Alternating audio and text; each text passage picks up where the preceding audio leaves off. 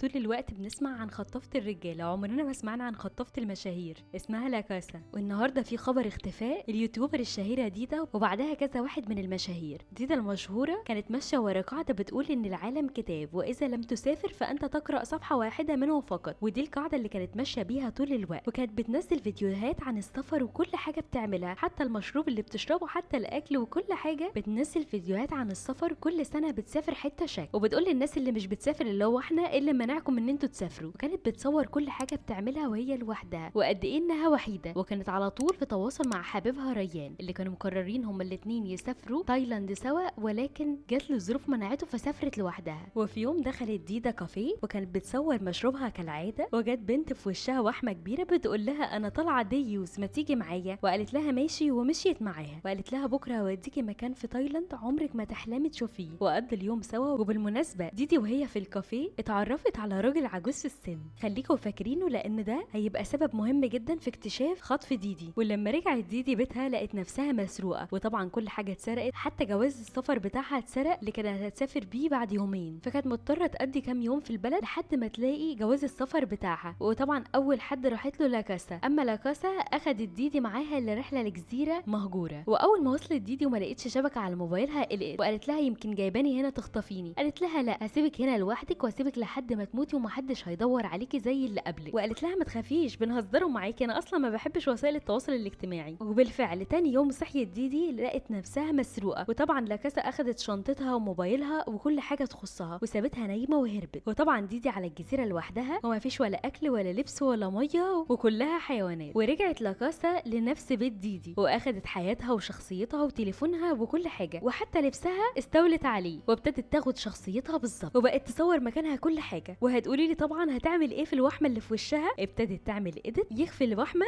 ويقربها اكتر لشكل ديدي، وابتدت تاخد دور ديدي مع المعجبين، ومحدش لاحظ اختفاء ديدي المشهوره. وطبعا طول الوقت مش مبسوطه لانها انانيه لوحدها. واما لاكاسا لما رجعت وابتدت تعمل سيرش على منطقه بانكوك، لقيت هناك واحده تانية مشهوره، وابتدت تروح لها وابتدت تمشي وراها بتوك توك لحد ما دخلت وراها محل انتيكات، وقالت لها اللي في ايدك ده مزيف، ايه رايك اوديكي مكان بيبيع حاجات احلى. وابتدت جيسيكا تكسفها وتقول لها انا مش بدور على الاحسن ولا المزيف، ده تذكار لاختي. وطبعا لاكاسا اتغاظت جدا لان كان نفسها تخلص عليها بنفسها. ولما عملت سيرش عنها اكتر لقيتها انها كاتبه انها تشعر بالوحده وموافقه على اللي هينضم في فريقها. ودخلت لها لاكاسا من الحته دي واخدتها لمكان تتصور فيه، وطبعا سرقت فيزتها. واما جيسيكا ما اخدتش بالها من ده كله، وقالت لها بصي لاكاسا انا اتاخرت دلوقتي على ميعاد تصوير منتجات ولازم اروح. وابتدت لاكاسا تسيبها تمشي. وبعد تصوير جيسيكا للمنتجات قالت لها جيسيكا ايه رايك ان انت تيجي معايا تقعدي في بيتي يومين لحد ما تلاقي فندق مناسب. وابتدت جيسيكا توافق وابتدت تقعد معاها. واول ما وصلوا البيت لقت لاكاسا وجيسيكا ان في ورد مفروش في كل البيت. وطبعا لاكاسا كانت ناسيه ان ده بيت ديدا اصلا اللي خلصت عليها. وابتدت تلاقي ريان وقال لها انتوا ايه اللي جابكم هنا. فابتدت لاكاسا تخش في الكلام وتقول له انت مش انفصلت انت وديدي وبلغتني ان انت مش جاي وسبتوا بعض خلاص. وابتدت جيسيكا تسيبهم يتكلموا وراحت لاوضتها. وعرفت لاكاسا ان ده مش بيت ديدي، ولكن مأجره ريان لديدي عشان تقعد الفتره اللي كانت مقضياها تايلاند. وابتدت لاكاسا تتصل بريان عن طريق البرنامج بصوت ديدي علشان تقول له ان انا مش عايزاك هنا ولازم تمشي. وابتدت تيجي جيسيكا تقول لها احنا مش كنا متفقين ان احنا نروح نتفسح؟ فقالت لها لا، انا هلغي خطط اليوم، لانها كانت حابه تتابع ريان. فريان عرض عليهم ان هم يخرجوا كلهم سوا، وابتدوا ينزلوا وراحوا سهروا شويه. ورجعت جيسيكا بسرعه البيت، وطبعا جيسيكا وريان كانوا شاكين في لاكاسا جدا وكانوا خايفين منها. وراحت جيسيكا البيت بسرعه ولمت هدومها وقالت لها بصي انا لقيت فندق ولازم امشي دلوقتي. وكانت خايفه منها جدا، وابتدت تقول لها ان انا شاكه فيكي، ولكن لاكاسا ما سابتهاش وابتدت تموتها وتحطها في شنطه وتنظف كل حاجه وراها. اما ريان لما وصل تقل على جيسيكا وعرف انها مش موجوده، وابتدى يطلع على اوضته. ولاكاسا ما كانتش عايزه تسيب وراها حاجه، وكانت طالعه تموت ريان، ولكن بالصدفه لقت صوره لديدا وهي كانت متصوره من ورا، فكان لازم انها تمسح الصوره دي الاول قبل ما تقضي على ريان. فابتدت تحضر له فطار زي الفل. نزلت صوره متفبركه لديدي ان هي مع حبيبها الجديد. اما لاكاسا خلت ريان يشرب كويس قوي وانه ما يكونش دريان باي حاجه يعملها. وابتدى يصحى ريان وفهمته لاكاسا ان في حاجه ما بينهم. وابتدت لاكاسا تحرق كل حاجه ليها علاقه بديدا حبيبته القديمه. وابتدى ريان يفتكر ذكرياته مع حبيبته ديدا، وان هو كان سبب دعم ليها انها تبقى مشهوره. وابتدى يسال على ديدا في الفنادق ويفتح صورها وفيديوهاتها لحد ما لقي راجل عجوز في كافيه وهو بيشرب حاجه. ساله قال له انت تعرف حاجه عن ديدا؟ راح قال له لا مش فاكر، كل الستات شبه بعضها. وقال له البنت المشهوره دي هي كانت موجوده فعلا هنا وعملت دوشه ومشي هما الاثنين. وابتدى ريان يعرف منه ان كان في بنت معاها معاها اللي فيه وحمه في وشها اللي هي لاكاسا. وابتدى ريان طبعا يسال اصحابها اخر تواصل كان بينهم من امتى، وابتدى يشغل فيديوهات ديدا اللي بتنزل واحده ورا الثانيه ولقي انها متفبركه ولاكاسا هي اللي منتحله شخصيتها. وراح ريان للاكاسا ولقى معاها الدفتر بتاع ديدا حبيبته، وضرب لاكاسا بالتمثال وربطها وابتدى يستجوبها عن مكان ديدا. وابتدى ريان يهدد لاكاسا لحد ما خدته لمكانها، وابتدت تضحك عليه ووقعته في الميه وموتته وطلعته على المركب هو وجيسكا. وابتدت تنزل على الصفحه انها اتعرضت على الاذى من ريان علشان ريان ما يعرفش ياخد حقه تاني. وحتى الخاتم اللي كان جايبه ريان لحبيبته لبسته لاكاسا. وصحيت تاني يوم لاكاسا واخدت جثه ريان وجيسكا توديهم الجزيره المهجوره، ولكنها ابتدت تلاحظ ان في خشبه ومعدود عليها الايام ولبس ديدا منشور، وقالت ممكن تكون عايشه وابتدت تروح علشان تخلص عليها. وطبعا ما نسيتش سلاحها، ولكن ديدا طلعت عايشه وابتدت تضرب لاكاسا لحد ما اغمى عليها. وراحت ديدا عشان تاخد المركب وتمشي، لقت جثه ريان حبيبها وجثه جيسيكا معاه. ولما فاقت لاكاسا لقيت ديدا سابتها على الجزيره لوحدها وهربت. وبكده نكون حبسنا لاكاسا في الجزيره المهجوره. وبكده نعرف يا اصحابي ان الناس المشهوره عندهم برضو جانب مظلم زينا زيهم، وانهم ممكن يتعرضوا للاذى اكتر مننا كمان لانهم مشهورين. وبكده يكون خلص فيلم النهارده، واشوفكم على خير في فيلم المره اللي جايه.